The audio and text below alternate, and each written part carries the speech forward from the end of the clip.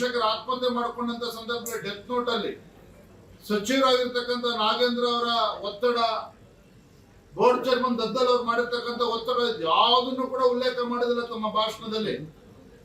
ಮತ್ತೊಂದು ಕಡೆ ಡಿ.ಕೆ. ಶಿವಕುಮಾರ್ ಹೇಳ್ತಾರೆ ನಾಗೇಂದ್ರ ಅವರು ನಿರಪರಾಧಿಯಾಗಿ ಹೊರಗೆ ಬರ್ತಾರೆ ಅಂತೇಳಿ. ಸ್ವಾಮಿ, ಸ್ವತಃ ಮುಖ್ಯಮಂತ್ರಿಗಳು ನೀವು ಸದನದಲ್ಲಿ ನಿಮ್ಮ ಮುಖವಾಡ ಬಹಿರಂಗ ಆಗಿದೆ, ನಿಮ್ಮ ಏನ್ ನಡವಳಿಕೆ ಇದೆ. ಇವತ್ತು ಚಂದ್ರಶೇಖರ್ ಆತ್ಮಹತ್ಯೆ ಮಾಡ್ಕೊಂಡಿದ್ದಾರೆ.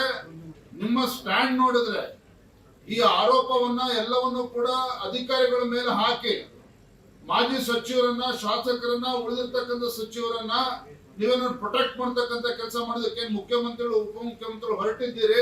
ಇದು ಅಕ್ಷಮ್ಯ ಅಪರಾಧ. ಸದನದ ಒಳಗಡೆನೆ ವಿರೋಧ ಪಕ್ಷ ನಾವು ಬಿಜೆಪಿ ಜೆಡಿಎಸ್ ಎಲ್ಲ ಸದಸ್ಯರು ಕೂತಿದ್ದೇವೆ. ಉತ್ತರ ಕೊಡ್ತಕ್ಕಂಥ ಸಂದರ್ಭದಲ್ಲಿ ಅವ್ರಿಗೆ ಬೇಕಾದಂತ ರೀತಿಯಲ್ಲಿ ಡೆತ್ ನೋಟ್ ಅನ್ನು ಓದತಕ್ಕಂಥದ್ದೇ ಅಕ್ಷಮ್ಯ ಅಪರಾಧ. ಇವತ್ತು ಬೆಳಗ್ಗೆ ಸಚಿವರು ಪ್ರೆಸ್ ಮೀಟ್, ಯಾತಕ್ಕೋಸ್ಕರ ಪ್ರೆಸ್ ಮೀಟ್? ಎಲ್ಲಾ ಘಟಾನುಘಟಿಗಳ ಸಚಿವರು ಬಂದು ವಿಧಾನಸೌಧದಲ್ಲಿ ಎನ್ಫೋರ್ಸ್ಮೆಂಟ್ ಡೈರೆಕ್ಟರೇಟ್ ಅನ್ನು ಅಟ್ಯಾಕ್ ಮಾಡ್ತಕ್ಕಂಥದ್ದು, ಆರೋಪ ಮಾಡ್ತಕ್ಕಂಥದ್ದು. ಯಾಕೆ ಸ್ವಾಮಿ, ಭಯ ಆಗ್ತಾ ಇದೆಯಾ? ಸತ್ಯಾಂಶ ಹೊರಗೆ ಬರ್ತಾ ಇದೆ, ರಾಜ್ಯದ ಜನರಿಗೆ ಗೊತ್ತಾಗ್ತಾ ಇದೆ. ಅಧಿಕಾರಿಗಳು, ಒಬ್ಬ ಅಧಿಕಾರಿ ಆತ್ಮಹತ್ಯೆ ಮಾಡ್ಕೊಂತಾರೆ, ಉಳಿದಂತ ಅಧಿಕಾರಿಗಳು ಕೆಲವರು ಅಬ್ಸ್ಕಾಂಡಿಂಗ್ ಇದ್ದಾರೆ, ಕೆಲವರು ಇಡಿ ಕಸ್ಟಡಿಯಲ್ಲಿ ಇದ್ದಾರೆ. ಈಗ ನಾಗೇಂದ್ರ ಅವರು ಕಸ್ಟಡಿಯಲ್ಲಿ ಇದ್ದಾರೆ. ದದ್ದಲ್ ಅವ್ರನ್ನ ಯಾವತ್ ಕಸ್ಟಡಿ ತಗೊಳ್ತಾರೋ ಗೊತ್ತಿಲ್ಲ. ನಾಗೇಂದ್ರ ಅವ್ರು ಏನ್ ಬಾಯ್ ಬಿಟ್ಟಿದಾರೋ ನಮಗೆ ಗೊತ್ತಿಲ್ಲ. ಯಾವಾಗ ಮುಖ್ಯಮಂತ್ರಿಗಳು ಉಳಿದಂತ ಮಂತ್ರಿಗಳು ಬಿಡಕ್ ಬರ್ತದೋ ಇನ್ನೂ ಕೂಡ ನಮಗೆ ಗೊತ್ತಿಲ್ಲ. ಹಾಗಾಗಿ ಎಲ್ಲೊಂದ್ ಕಡೆ ಮಾನ ಮುಖ್ಯಮಂತ್ರಿಗಳು ಅವರ ಸಚಿವ ಸಂಪುಟ ಗಾಬರಿಯಾಗಿ ಬೆಳಗ್ಗೆ ಪ್ರೆಸ್ ಮೀಟ್ ಮಾಡಿರ್ತಕ್ಕಂಥದ್ದು, ಇಡಿನ ಅಟ್ಯಾಕ್ ಮಾಡಿರ್ತಕ್ಕಂಥದ್ದು. ಮತ್ತೊಂದ್ ಕಡೆ ಮುಖ್ಯಮಂತ್ರಿಗಳು, ಸ್ವತಃ ಮುಖ್ಯಮಂತ್ರಿಗಳೇ ಅವರ ಶಾಸಕರನ್ನ, ಸಚಿವರನ್ನ ಪ್ರೊಟೆಕ್ಟ್ ಮಾಡ್ತಕ್ಕಂಥದ್ದು ಸದನದ ಒಳಗಡೆ. ಇದು ಅಕ್ಷಮ್ಯ ಅಪರಾಧ. ಹಾಗಾಗಿ ಮೇಲ್ನೋಟಕ್ಕೆ ಗೊತ್ತಾಗ್ತಾ ಇದೆ. ಇವತ್ತೇನು SIT ತನಿಖೆ ನಡೆಸ್ತಾ ಇದೀವಿ, SIT ಏನು ಉಪಕಾರ ಮಾಡ್ತಾ ಇದ್ದಾರೆ ಮುಖ್ಯಮಂತ್ರಿಗಳು? SIT ತನಿಖೆ ಒಂದಿನ SIT ಅವರು ನಾಗೇಂದ್ರನ, ದದ್ದಲ್ನ ಎನ್ಕ್ವೈರಿ ಕರೀಲಿಲ್ಲ, ಇಂಟ್ರೋಗೇಷನ್ ಕರೀಲಿಲ್ಲ. ಒತ್ತಡ ಜಾಸ್ತಿ ಆದ್ಮೇಲೆ ಮೊನ್ನೆ ನಾಟಕ ಮಾಡೋ ರೀತಿಯಲ್ಲಿ ಕರೆಸಿದ್ರು. ಬೆಳಗಿಂದ ಸಂಜೆ ತನಕ ಬಿರಿಯಾನಿ ತಿನ್ಸಿ ಕಳಿಸಿದ್ರು ನಾಗೇಂದ್ರನ, ದದ್ದಲ್ನ. ಹಾಗಾಗಿ ಏನಿವತ್ತು ಇಂಥ ದೊಡ್ಡ ಭ್ರಷ್ಟಾಚಾರ ನಡೆದಿದೆ. ಈ ಒಂದು ಭ್ರಷ್ಟಾಚಾರ ಪ್ರಕರಣ ಇವತ್ತು ಮುಖ್ಯಮಂತ್ರಿ ಮನೆ ಬಾಗಿಲಿಗೆ ಬಂದು ನಿಂತಿದೆ. ಮುಖ್ಯಮಂತ್ರಿ ಬುಡಕ್ಕೂ ಕೂಡ ಬಂದು ನಿಂತಿದೆ. ಮುಖ್ಯಮಂತ್ರಿಗಳು ರಾಜೀನಾಮೆ ಕೊಡ್ತಕ್ಕಂಥ ಸಂದರ್ಭ ಈಗಾಗಲೇ ಸೃಷ್ಟಿ ಆಗಿದೆ. ಹಾಗಾಗಿ ನಾವು ಸದನದ ಹೊರಗಡೆನೂ ಕೂಡ ಹೋರಾಟವನ್ನು ಮಾಡಿದ್ದೇವೆ.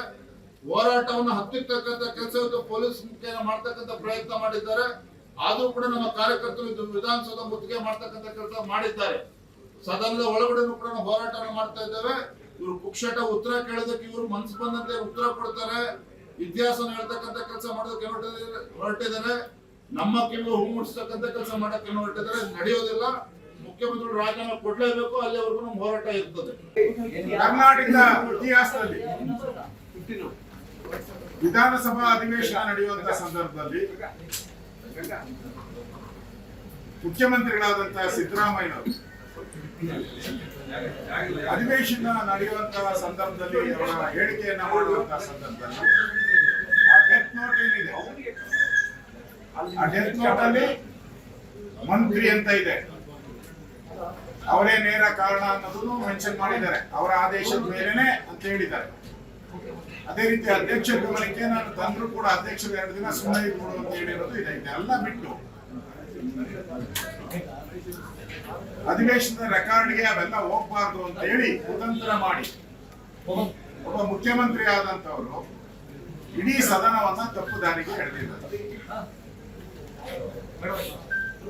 ಅಂದ್ರೆ ಮುಖ್ಯಮಂತ್ರಿಗಳು ಈ ಪ್ರಕರಣವನ್ನ ಮುಚ್ಚಾಕುವಂತ ಷಡ್ಯಂತ್ರವನ್ನ ಮಾಡಿರೋದು ಸ್ಪಷ್ಟವಾಗಿ ಕಾಣ್ತಾ ಇದೆ. ಡೆತ್ ನೋಟ್ ಅಲ್ಲಿ ಮಂತ್ರಿ, ಅಧ್ಯಕ್ಷ ಅನ್ನೋದು ಮೆನ್ಷನ್ ಆಗಿದೆ. ಆದ್ರೂ ಕೂಡ FIR ಅಲ್ಲಿ ಅವರ ಹೆಸರೇ ಸೇರಿಸಲ್ಲ. 40 ದಿನ ಆದ್ರೂ SIT ಅವರು ಅವ್ರನ್ನ ತನಿಖೆಗೆ ಕರೆಯಲ್ಲ. ಯಾವಾಗ ಇಡಿ ಎಂಟ್ರಿ ಆಗುತ್ತೋ ಆಗ ಅವ್ರಿಗೆ ತನಿಖೆಯ ನೋಟಿಸ್ ಕೊಡ್ತಾರೆ. ಅಂದ್ರೆ ಈ ಸರ್ಕಾರ ಈ SIT ಇದೆಯಲ್ಲ,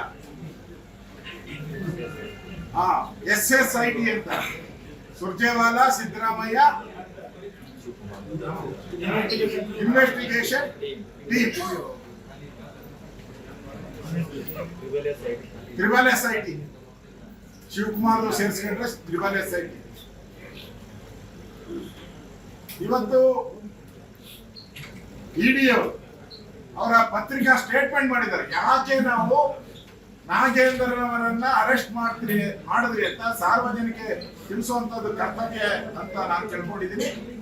ಅವರ ಕೆಲಸ ಮಾಡಿ ಪ್ರೆಸ್ ನೋಟ್ ಅನ್ನ ರಿಲೀಸ್ ಮಾಡಿದ್ದಾರೆ. ಅದರಲ್ಲಿ ಏನ್ ಹೇಳಿದ್ದಾರೆ, ಈ 187 ಕೋಟಿ ಲೂಟಿ ಮಾಡಿರೋ ಹಗರಣದಲ್ಲಿ ಏನು ತೆಲಂಗಾಣಕ್ಕೆ ಹೋಯ್ತು ದುಡ್ಡು, ಅಲ್ಲಿಂದ ಅದು ಬಳ್ಳಾರಿಯ ಎಣ್ಣೆ ಪರ್ಚೇಸ್ ಅಂದ್ರೆ ಲಿಕ್ಕರ್ ಪರ್ಚೇಸ್ ಮಾಡಕ್ಕೆ, ಮತದಾರರಿಗೆ ಹಂಚೋದಕ್ಕೋಸ್ಕರ ಲಿಕ್ಕರ್ ಪರ್ಚೇಸ್ ಮಾಡೋದಕ್ಕೆ, ಮತದಾರರಿಗೆ ಹಂಚೋದಕ್ಕೋಸ್ಕರ ದುಡ್ಡನ್ನ ಕೊಡುವಂತಕ್ಕೆ ಅವರ ಅಕೌಂಟ್ಗಳಿಗೆ,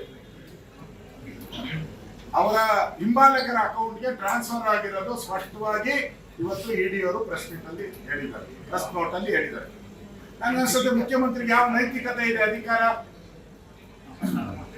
ಒಂದು ಕ್ಷಣನೂ ಕೂಡ ಅವರ ಅಧಿಕಾರದಲ್ಲಿ ಮುಂದುವರಿಯುವಂತ ನೈತಿಕ ಅಧಿಕಾರ ಇಲ್ಲ. ಎಲ್ಲರೂ ನಾವು ಮಾತಾಡಿರುವಂತದ್ದು ದಾಖಲೆ ಸಮೇತ ಮಾತಾಡಿದ್ವಿ. ನಾವ್ಯಾರು ದಾಖಲೆ ಇಲ್ಲದೆ ಮಾತಾಡಿದ್ವಿ. ಅದಕ್ಕೋಸ್ಕರ ನಾವು ಧರಣಿಯನ್ನ ಮಾಡ್ತಾ ಇದ್ದೀವಿ. ಸಿಬಿಐ ತನಿಖೆ ಆಗ್ಬೇಕು, ಮುಖ್ಯಮಂತ್ರಿ ರಾಜೀನಾಮೆ ಕೊಡ್ಬೇಕು. ನಾನು ಮೊದಲೇ ಹೇಳಿದ್ದೀನಿ, ನೈತಿಕ ಹೊಣೆ ಹೊತ್ತು ರಾಜೀನಾಮೆ ಕೊಡ್ಬೇಕು ಅಂತ ಇದನ್ನು ಮಾತಾಡ್ತೀನಿ.